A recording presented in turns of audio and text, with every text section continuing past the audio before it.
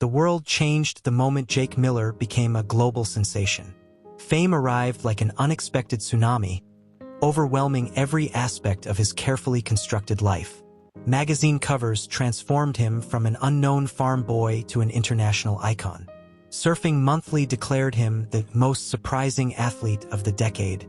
Sports Illustrated ran a 14-page spread chronicling his improbable journey from Nebraska wheat fields to international surfing championships. Sponsorship deals flooded in. Billboards in major cities featured Jake riding massive waves.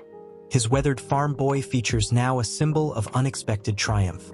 Quicksilver, Rip Curl, and Red Bull competed to have him represent their brands. Each contract was worth more money than his family had earned in generations of farming. But success was a complex landscape, far more treacherous than any wave he had ever navigated. Marcus Rodriguez watched the transformation with a mixture of pride and concern. He had been a mentor, but now found himself more of a manager, navigator, and occasional buffer between Jake and the relentless media machine. Fame is a wave you can't predict, Marcus would tell him during their increasingly rare private moments. It can lift you to extraordinary heights or crash you into razor-sharp rocks. Jake's first major international tour was a whirlwind. From Hawaii to Australia, from South Africa to Brazil, he competed in events that drew thousands of spectators.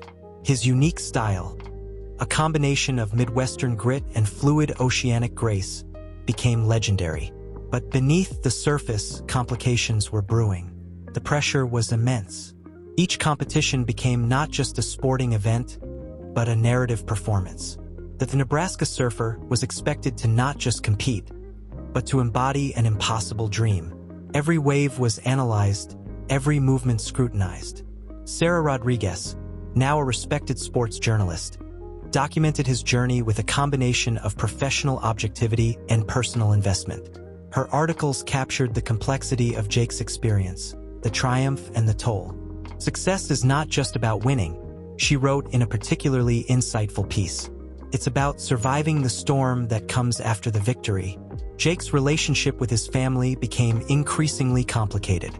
Thomas and Elizabeth Miller were proud, but also overwhelmed. Interviews, television appearances, international fame. This was a world completely foreign to their agricultural existence. Their first major reunion after Jake's rise to fame was a media event as much as a family gathering. Reporters camped outside their Nebraska farmhouse. Photographers sought every possible angle.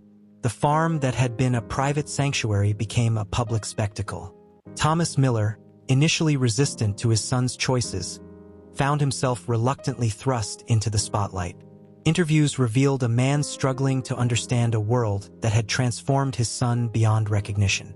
"I didn't understand his dream," Thomas told one interviewer, "but I understand now that dreams don't have boundaries."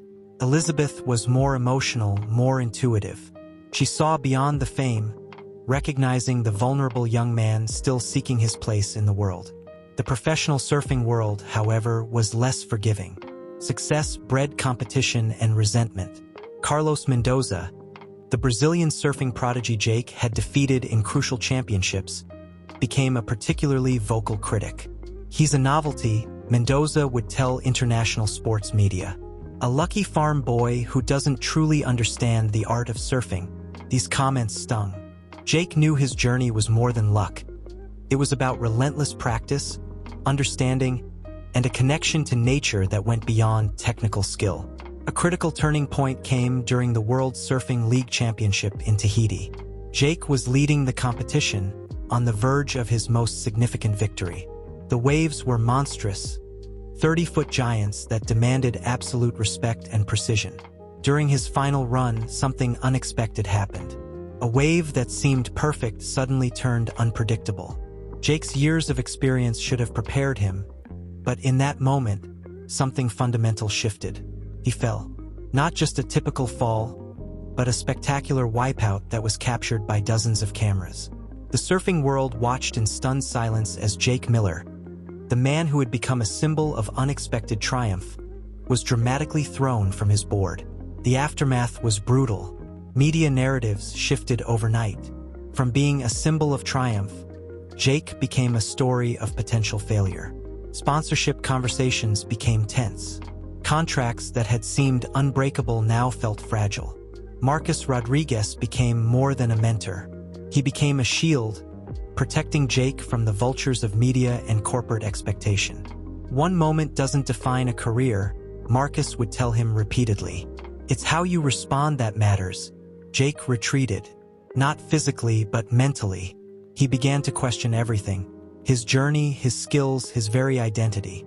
The farm boy who had conquered waves was now being conquered by the very fame he had pursued.